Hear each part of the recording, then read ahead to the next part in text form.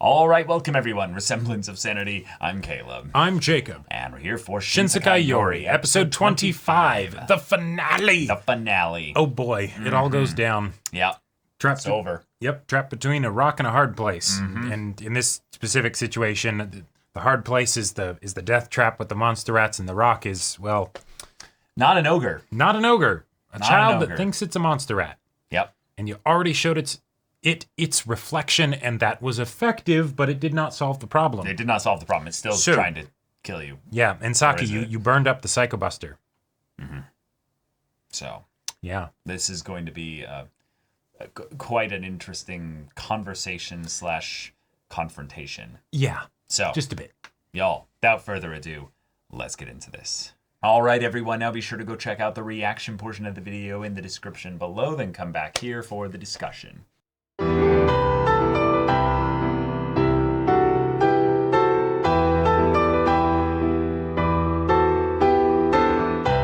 Oh Wow, boy. That's a series Oh finale. boy, yeah, that is I'm impressed. The show took Yakumaru, gave him basically the pedestal here to proclaim the failings of humanity, right. and humanity laughed at him.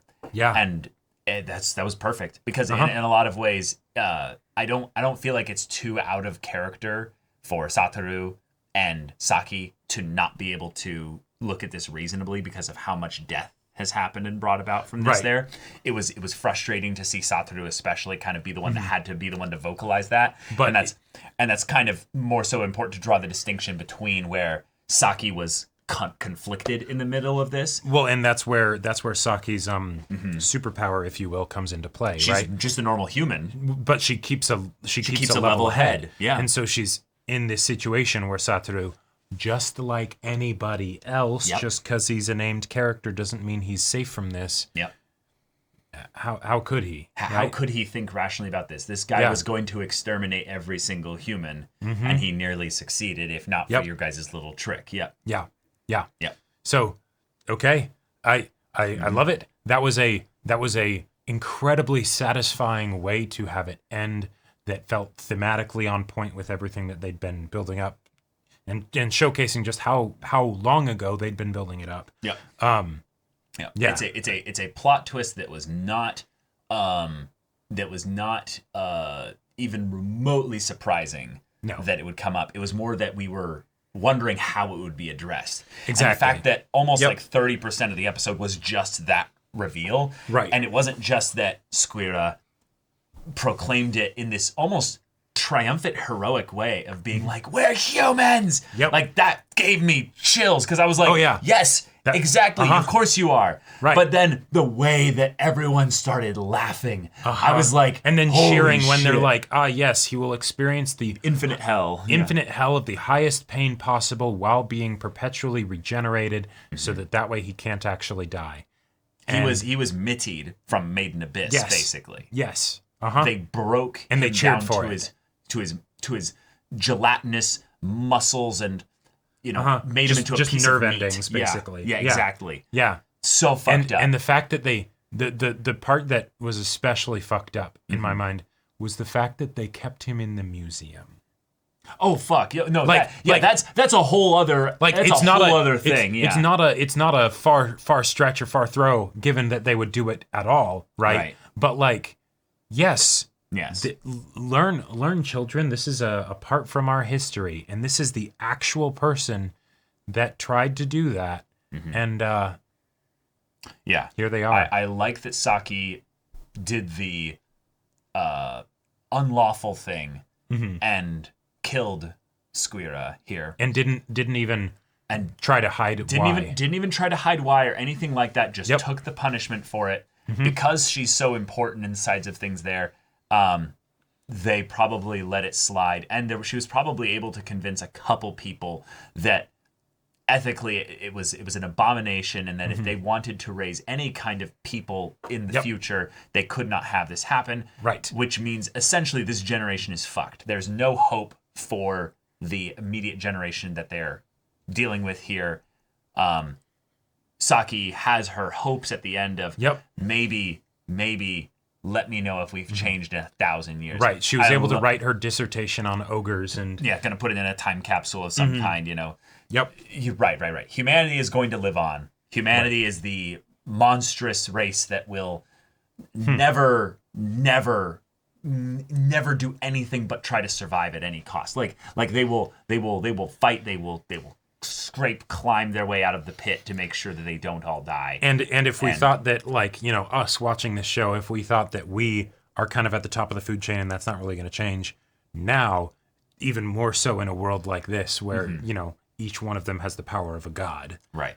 Yeah. I loved that Satoru essentially realized his own kind of part to play with this, and he was like, I need to think about this rationally. And the words haunted him for years, a decade. And he was like, it was easy. He's like, I didn't even have to apply much deductive reasoning or logic to it. I just looked at the chromosomes. I didn't even need to look at the DNA. Right. The only other entity with 23 is an olive tree. Right. I loved the science with regards to that as well, because humans are a very, very fascinating machine or organism or what have you, whatever you want, however you want to look at us.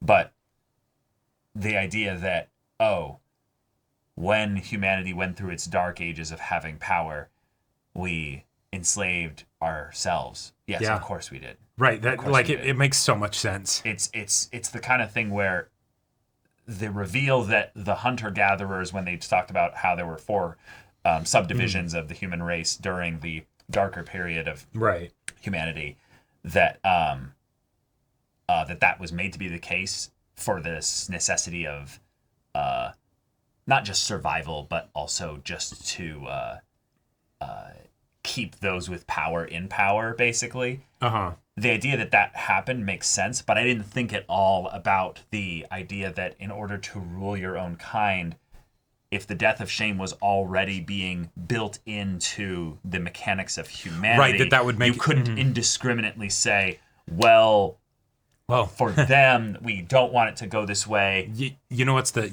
fucked thing? Yeah. Is that you actually kind of could. Asterisk. Yeah.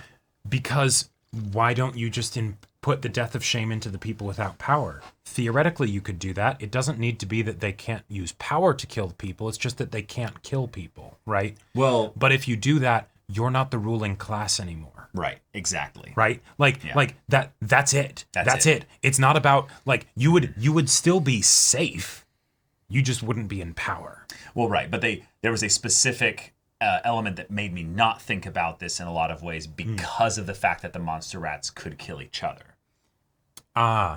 Meaning that on some level there was this element of them. Right. Clearly, it wasn't actually put into them. Yeah. But it's not just that specifically. It's the idea of them being altered in some way. Might have also been done, even if it was done after the death of shame, it undid anything like that. So they were maybe brought up to be humans, and then they're like, well, we can't actually have that. Yeah. The order of operations I don't think is really important. The main thing is that right now, monster rats don't have the death of shame. And they were altered in such a way so that they could be killed without remorse by the humans. Fuck. And humans are the real monsters here. Yeah. Right. But this also, maybe this isn't at all intended. Okay. Right? Yeah, go for it. The earliest bits that we got from this show was not actually the stuff with the monster rats. It was the stuff with the kids at school disappearing. Yep. And there's the one side of it that makes a lot of sense from the standpoint of the society. If you have children that are too unstable or whatever, and they have power, you need to get rid of them, right? Okay, it's easy to see the reasons and the benefit from that because you're trying to avoid the ogre situation. But then there's also the whole idea of, we're scared of if you don't develop power soon enough. Because what happens then? What do you mean?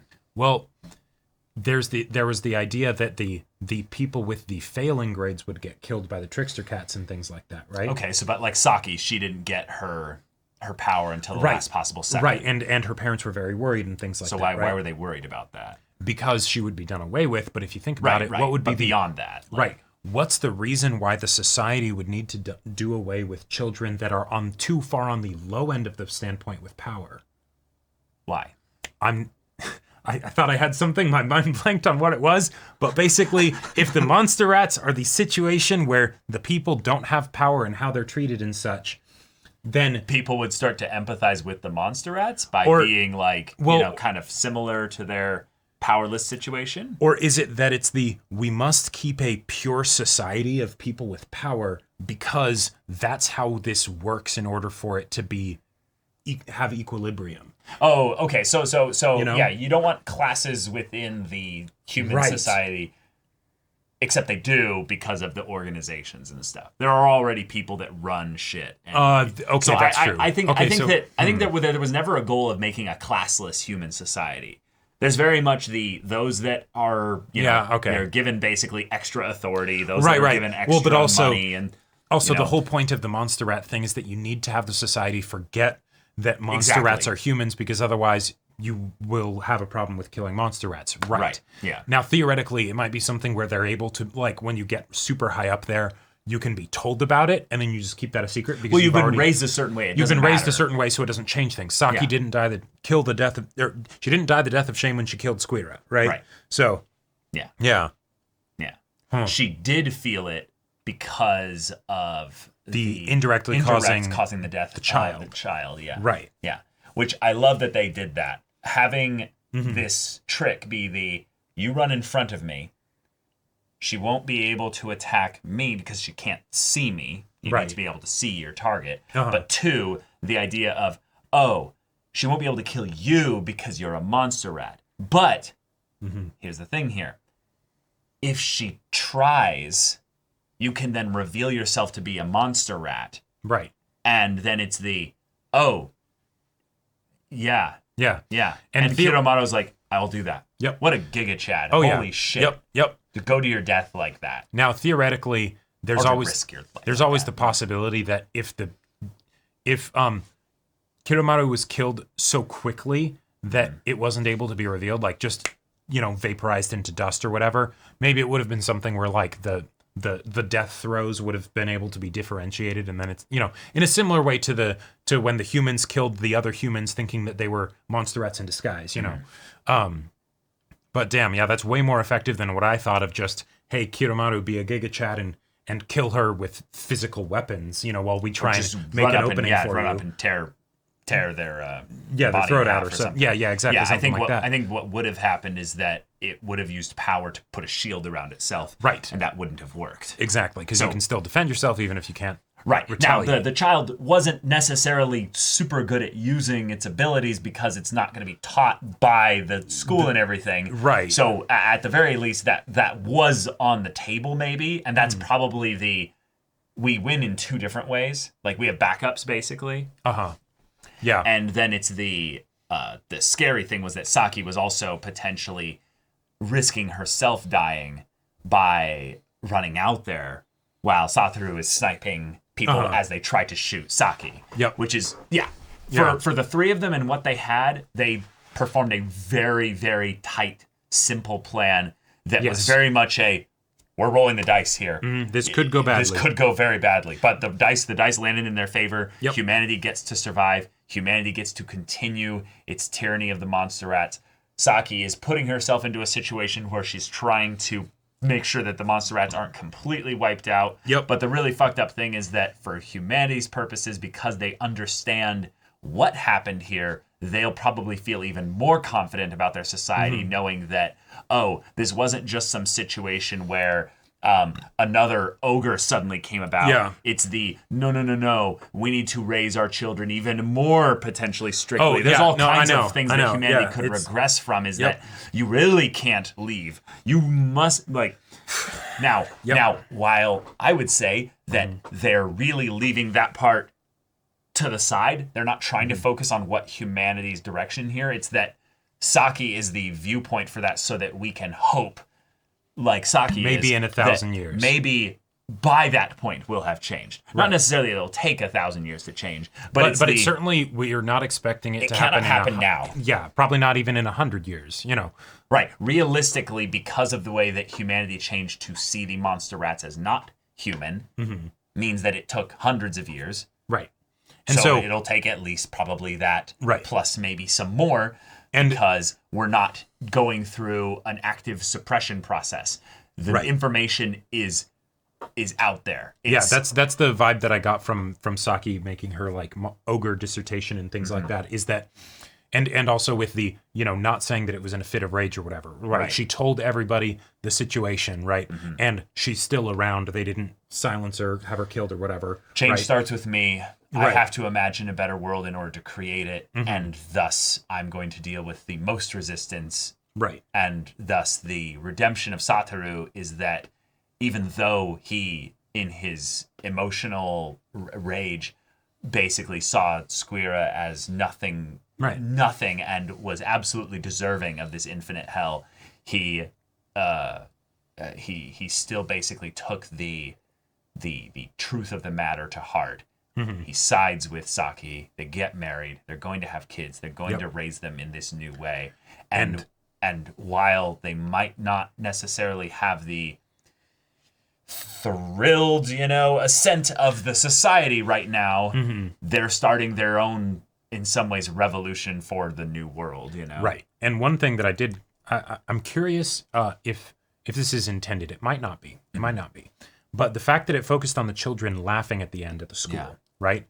That could just be a new generation comes along, right? And so there is maybe some hope, right? Maybe these kids can be different. Well, that's the march of humanity. It will continue on. Absolutely. Right. Yeah. That's the sort of baseline thing that I think they're doing there with showcasing that. But the fact that we showed the mantra at the school, which I believe that's new. That is new, yes. That's new. But two, there's a part of me that wonders, because it talks about change, basically. Right? But I don't remember there being a lot of laughter with the stuff that we saw at the school before. So there's a part of me that wonders if this is something where, because of not necessarily the stuff with the monster rats, but because of Saki understanding the situation with the ogres a bit more, they're, even though they determined that you don't actually make ogres even if you raise people badly or whatever, that it's less about the suppression of the emotions, because they understand that, okay, you know, they found a better way, right? Yeah.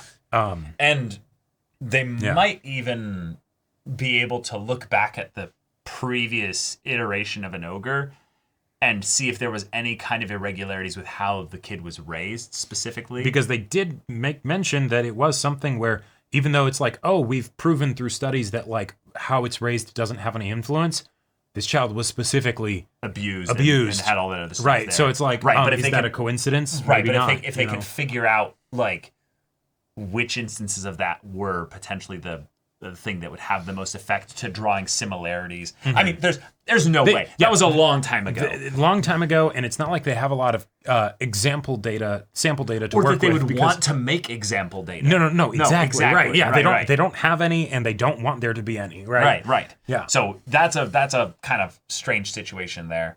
But yeah. Oh, but that then probably explains what the situation is. Because if the ogres are the people that don't die the death of shame, and we have a situation where you think someone's an ogre, but no, it's not. It's just that they see themselves as a monster rat.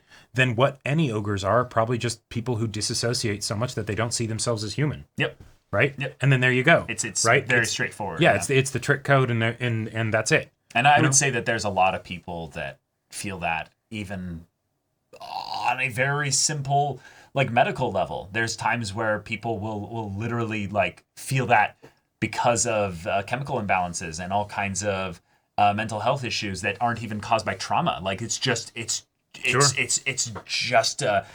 an aspect of humanity being different and not so cookie cutter with how we come about as, you know, adults or fully fledged, you know, able to self-sufficiently, you know, take care of ourselves people. Right. So yeah, fascinating. I just got to say the fact that this twist was so well foreshadowed that the satisfaction was not about the reveal, but it's about the what this means for our characters to finally see it. Exactly. And to fully not ingratiate, but like integrate ingrain, that. integrate, yeah. Yeah. And the fact that like it was kind of made to be fairly easy to extrapolate that was a situation back when all the stuff with the false Minishiro and everything, all that happened, right? Yep. But it's just that no, there were all these other distractions. There were all these other distractions, and whether or not it's something where the monster rats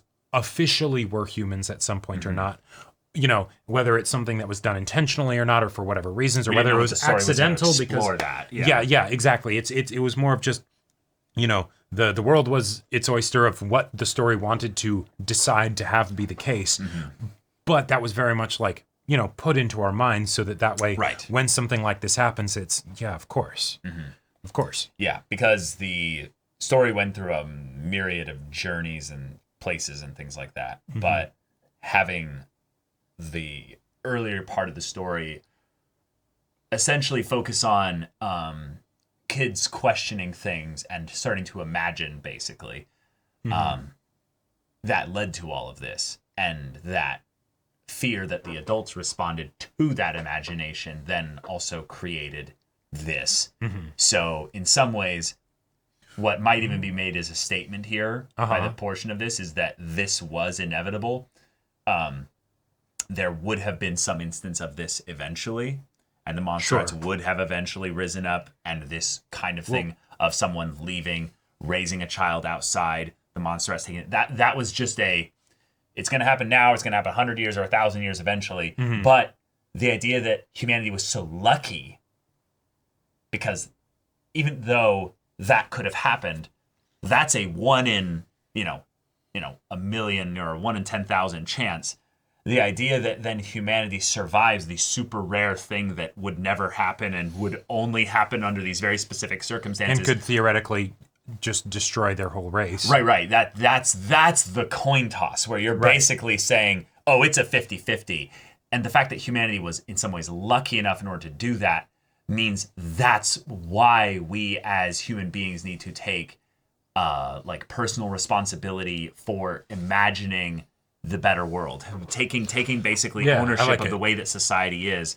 And while this has an extremely dark ending for the way that the characters are they're not powerless, but they do not have the ability to save this current generation. Right. They can't just because they're not really kids anymore, they can't just burn it all down. They do have to start that process, and they have to pass it on eventually to the next generation of laughing kids that, yes, there's hope there. They're laughing. There's they joy. have the opportunity. But you don't know. You will have that same fear of whether or not they'll fuck it up even more. Well, and you don't know. They might fuck it up even more. That's a definite possibility. But also, so something that, with the confirmation that the monster rats were once humans, and a lot of the conflicts that's happened with the monster rats and everything, it's kind of made me rethink some things over the course of the show. When the kids first found the monster rat, not Squira, but the other one, right? By the river. That they saved that was like trapped in the area or whatever, right? They said with fairly emphatic belief that, no, monster rats can't talk. What are you talking about? That goes to show that at the very least, when this whole thing happened of the monster rats being made, rules were set up as far as ways to make sure that people would not clue in, right? And given that they managed the monster rats, the adults even then knew that no, monster rats can talk, but they choose to tell the kids that no, they can't, right? Right. Even if that's not because they actually know that they're humans, even though it actually could be, because if they're raised in the system, then it doesn't matter if they find out later, right? That's at the very least something where when people find out things, they actively are working to make sure that no change comes about. Yes. And so then Saki and Satoru then being the ones who they bring the change. Yeah. They do find out, and that's not necessarily the special thing. Right. It's what they do with that information that's special. Right. Yeah. Yeah. And that's why the reveal of the kanji of Bakemono is that, that's the changed human.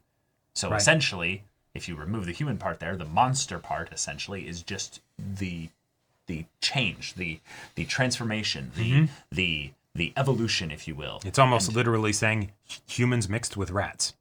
Well, no. But that idea of changing being something that's tied to the theme of the story with imagination. Okay. The idea that the monstrous aspects of humans is the same thing that's going to save them. The ability to change. Can we change? Well, we did. That's why we're in this horrible situation here. Sure. Yeah. Now, you could argue that no, actually, what changed was the environment. Power was introduced. Humans were always like this. They just didn't have the means by which to enact their god-like, exactly. will. Right. Talking about humankind changing, it's more just that we adapt. Yes. And that's our monstrous that's the past. constant thing is that we adapt, right? Right. And that doesn't really change. Right. But the idea that can we change where we could then view people like that, that's the one that's left up in the air. Right. But it is actually possible. Whether they'll do it is one thing, but the ability to do it Is we there. know is there. Yeah. To lift and paraphrase, or to lift and change a line from Men in Black, a person can change, humanity can't change. Right. There's a lot of stories we're experiencing right now that are dealing with the theme of humanity's inability to change in a macro scale because things course correct over the course of many, many generations. And people don't learn from history, so they repeat it. And for the most part, we're a pretty young species when it comes to us being this evolved and advanced and capable of such critical thinking and stuff like that. Like our history, if you will, it's nothing. It's extremely tiny. Mm-hmm. Like we didn't know how to write 7,000, 8,000 years ago. Like yeah. Yeah, it's kind of crazy to think about. Yeah. There's a whole ass thing about the idea of her putting in like the 1,000 years there. If it's like, oh, it's an arbitrary number, it's really big, and it's actually like, no. In some ways, that's kind of the point that you could take this here. Is right now, if we were to look back 1,000 years ago, have we as humanity changed from the in times some ways, of say like the Vikings, pillaging and no, not really. In some ways, absolutely. In other ways, not at all. No, but on a nature Oh yeah, level. yeah. Well, right, and and I think that's the whole point of this question, right? Right. Because it's not about will human nature change. That's not going to change. But as far as how we interact with our environment and things like that, given our nature, is that possible to change? Right. Right. Well, that's the reason why this show is so good, is because it puts the impossible situation in there where actually human nature was forced to change. Oh, there was literally a entire subsect of humans that had their nature altered. Right. So humans eventually, and this is the point I'm trying to make here, is that nature could actually totally be changed, like forcefully, like manually. We are a computer. We are that's a good computer point. attached to a meat sack. We are little mechs, walking around. And power is a hell of a thing. And enough software or hardware updates, you could actually change human nature. And it's really fucking scary that that's actually on the table. And maybe our safety is in the lie that no, human nature will never change. We'll always be kind of fucked up. We'll always have all these like specific wants, needs, and things like that. That's a good point, because like even if you think about the idea, like let's say not power, but like humans digitizing themselves, I don't know, something like that, Sure. right? Yeah. If we are so influenced by our brain, Yes. which is something that is rooted in biology and endorphins and and chemicals and things like that, that then change what Stimuli. we do. If we then remove that from the equation, even if we were to Or we just alter it, yeah. well, sure, but like if we make it so that then that is not having the same kind of effect on us because of say digitizing or whatever, who knows? Would that actually then potentially have huge, long-reaching, implications? The way and it would changes work is you would basically have a situation where people would then reproduce the same thing that they had altered, right? And then there would be enough reproductive, passing along those genes or those changes down the line to the point where people wouldn't notice the change because it happened so slowly. Exactly. Now, this has nothing to do with the environment and nurture and all these other things, which actually have a much greater effect on the individual, but don't necessarily have as much of an impact on the macro scale sides of things, because there's so many different little nurture environmental differences and things like that, that's just not the case. But like, for example, if the world keeps getting warmer, for instance, humanity will start to change, Right, like yeah. If the water that we drink starts to have more specific trace, elements, minerals and stuff like that, we'll start to change. In order to have change at some particular scale, you need to have, every action, there's an equal and opposite reaction, right? So in order to make there be some change at this scale, you need to have some other change at this scale in the environment or some other thing, or whatever. Yeah. Right. Yeah. But yeah, this was a wonderful way to wrap up the show. Squira's monologue at the courtroom was incredible and chilling. Terrifying. The voice acting of having someone specifically who's voice acting a person who has to have some kind of creature-like aspect to their voice and yet still be legible. We have to kind of understand what they're speaking, even though we don't understand Japanese. We can still hear the Japanese in there. Right. Those moments were ones where, because of what he's defending, his humanity and the Monsterrat's humanity, it made me focus in on the words and realize how much I had, almost by just the nature of the show and the way it's delivered in some ways, kind of shifted the way that the Monsterrats speak versus the humans speak. Like hearing that kind of similarity. It's like with a lisp, it's like that kind of thing was what all the Monsterrats had. And yet I completely forgot that Kiromaru spoke with perfect diction. Do you remember that? Yeah, that's right. Yeah, because even he was very different from the other Monsterrats. He was very different from the other Monsterrats, right? Yeah. Right. Extremely different. Well, and he doesn't even look like he's got the same. No, he looks more like mixed with a dog. Yeah, or something. Yeah, yeah. Well, and also, this is one of the other things that I think is kind of interesting here. Yeah. Squira, I don't believe actually knew, because they didn't have technology to be able to, look at the genome of their race or anything. He didn't know that he was human. That Monsterrats were once human, right?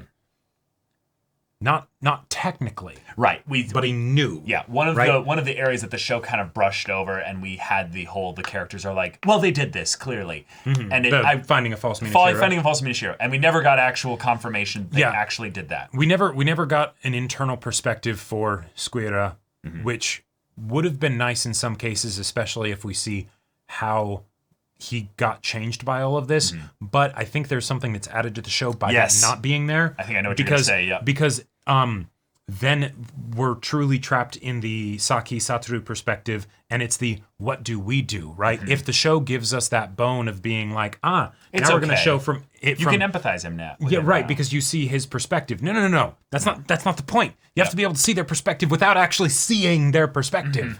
Yeah. There would be something that would be lost in the overall experience if you were able to then be like, look, we can humanize with him because he's got all these feelings and stuff, and I get it. No. If you weren't able to see it before, that's kind of, that's the problem. Yeah, that's the problem. Right? Yeah. I think that shows like this are some that I know some people really don't like them, because what it does is it basically says you can out yourself basically by how you approach shows like this, right? And you basically realize, oh shit, I have something really wrong with me by the way that I kind of perceive certain things there.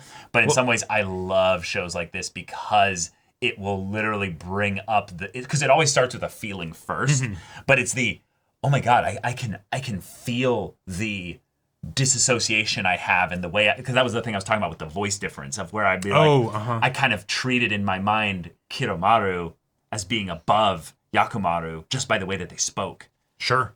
Not just the way that they looked, but even just the way that the voice actors specifically were given different direction. Yeah.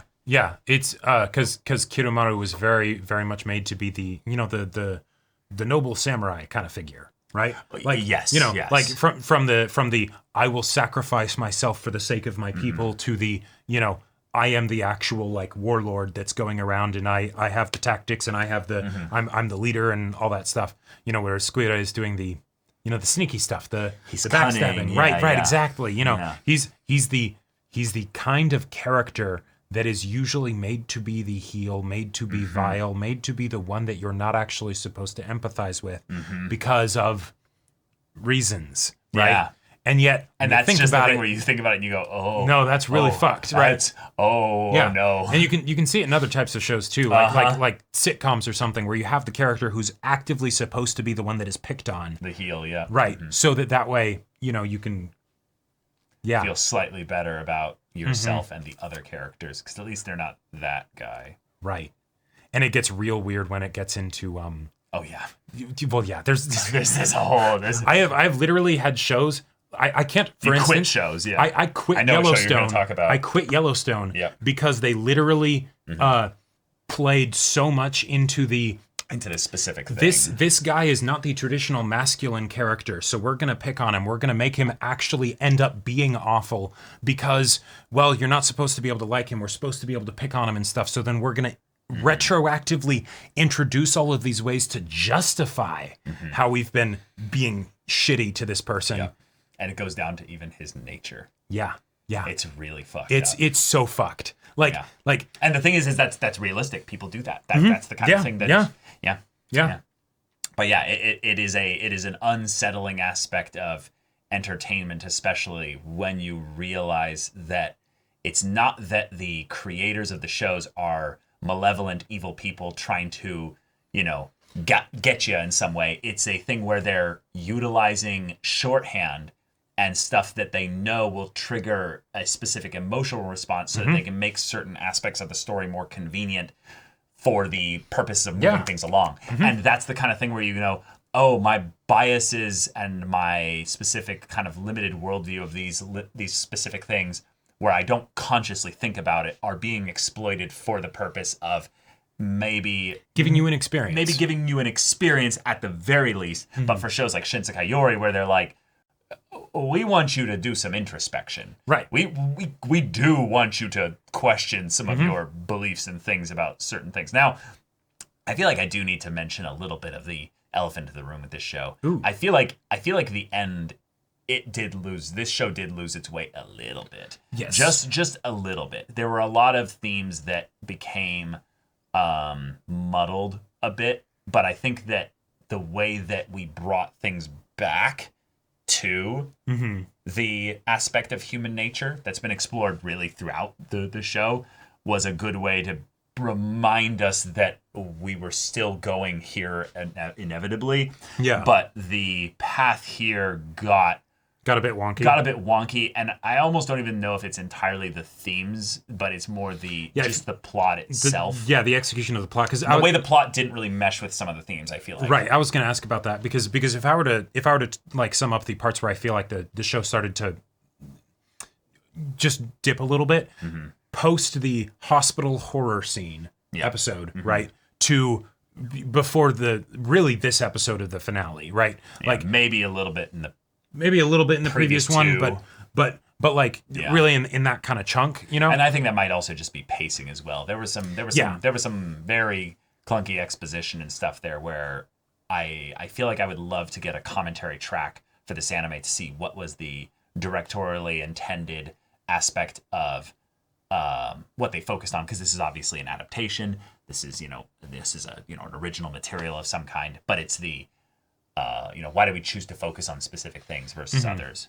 I also could see this also being very much the kind of show where the manga might even be like very different. I would very much love to look in and check out the manga to see if there are things that were just changed, because the idea of also segmenting the story by kind of arcs based on specific moments and times in Saki's life was a very like cool, almost that felt like manga specifically. Like we're gonna now shift to the next arc of things here, right? But having there be like certain things within those that felt very like hyper focused. I would have loved to see if there was like a bunch of things that got cut or a bunch of things that got added or something like that. There were little conventions here and there that were held to that I felt like didn't need to be held to. But then also one of the things that I think might make it difficult with regards to differentiating the themes of the show and how they're executed is that those feel to me very much tied to the world building.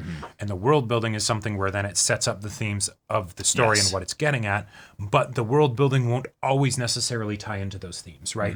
Because it's a living, breathing world. So it's, you know, if it goes into the mechanics of how all the different things work and things like that, not all of that will be tied to the strongest core themes, right? Right, which is why I would say the strongest parts of the show are in the beginning, where you're still not entirely aware of the full picture of the world building, and the excitement of seeing the world building and the themes start to weave really nicely together after about 4 or 5 episodes or so, and then tying in all these other things, these little reveals and stuff, created a very gripping experience. Yes. And had its hills and valleys, of course, but here at the end, I remember multiple times being like, oh God, I hope they can tie this. I hope they can tie this all together. And the fact that they gave us, in some ways, an open-ended finale with regards to certain plot elements, I actually really liked that. Yes, because me too. I think that they were starting to tackle some things that, or they had basically introduced some things to tackle that were not for a TV show to tackle, where it's you can't really solve human nature. Right. Like you can't really do anything about that. So the idea of, no, we won't do anything about that. We're just going to put our hope in the next kind of things and show that Saki did come full circle. She became, in some ways, the adult that she might have been, or maybe some of her peers might have been kind of wary about up until now. But it's hey, that's the best we've got. Right. We have to take what we've learned over the course of our childhood and our growing up and our... Do what you can, and then hand off the torch. And then hand off the torch. Leave this world in a better place than when you found it. There's not much you can do as an individual. There's a lot more that you can do as a group and together and stuff like that. But if you can imagine that better world, you can take steps towards it. Right. And the idea that that's what power is, in a lot of ways, is a world-building manifestation of humanity's desire to imagine a world that's better, doesn't necessarily mean that it's worth getting by any cost. But if you're able to imagine it, some aspects of it are attainable, just in the same way that technology can go rampant out of control and stuff like that. It doesn't mean that technology is evil just because it can be used poorly, or because it's going to change some aspects of human nature or something like that. Right. There's a lot of cool stuff there. But yeah, definitely, though, like a unique show that does its thing. And I don't think there's, I can't really think of another show that... Well, not that we've seen. Yeah, not that I've seen, for sure. Yeah. But, it's... Regardless of whatever, parts of it where I was like, oh, okay, I kind of started to lose interest towards the end, I disagree with that or whatever. The uniqueness of it is so strong that it is absolutely worth recommending to people, I would say, just because they're not going to get an experience like this anywhere else. Or, as far as we know. As far as we know. Yeah. I could totally be, proven wrong. And hey, if there's another show like this... I think there's definitely going to be other shows like this, but it's the kind of thing of, this show chose to do the post-apocalyptic, epic kind of saga-style storytelling, where it's we're showing blocks of time of a person's life, and we're going to basically go from childhood to adulthood, even though the majority of it is childhood. So, yeah. But, all right, y'all. Thank you so much for watching this episode's reaction and discussion. If you want to see the first episode's reaction and discussion for the next show that we're watching, which I've decided to be Usagi Drop, a show that is very much a sweet show that I've heard good things about from Jacob. Yep, it's wonderful. Of course, there's only just the one season. It's all the content there is. Yep. There's nothing else. There's nothing else. Nothing else at all. Yep. No. But yeah, look forward to seeing you there for that. Check out Full Length for timer reaction, stuff like that. And also check out our Discord, where you can chat with us in the community there about this show, about anime in general. And also be sure to check out my Persona 5 Royal Let's Play that's going on right now on Twitch. So link in the doobly-doo for that. And we'll see you all next time.